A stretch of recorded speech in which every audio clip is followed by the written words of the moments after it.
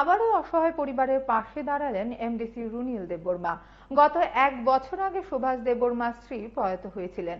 এরপর থেকে মানসিকভাবে ভেঙে পড়েন তিনি। অবশেষে বছর না ঘুরতেই মৃত্যু হয় সুভাষ দেববর্মার। পরিবারটি আর্থিকভাবে অত্যন্ত দুর্বল। তাদের একটি সন্তান আছে।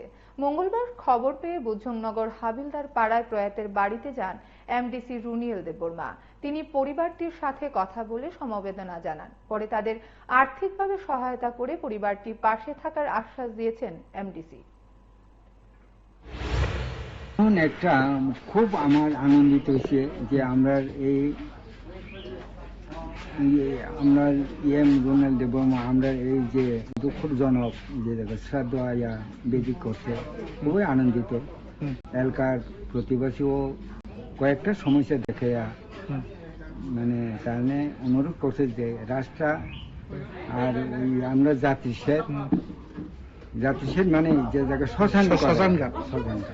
শ্মশানঘাট এগুলি আরেকটা ওই যে বদ্র সাধু পাড়া যাওয়ার রাস্তা এগুলি আপনারাও কল্পনা করতে পারেন এভাবে আমরা এই বাড়িতে আসবো যে না, এটা আমরা কোন সময় অনেক দিন গেছে এরকম কেউ দেখাশোনা করে না।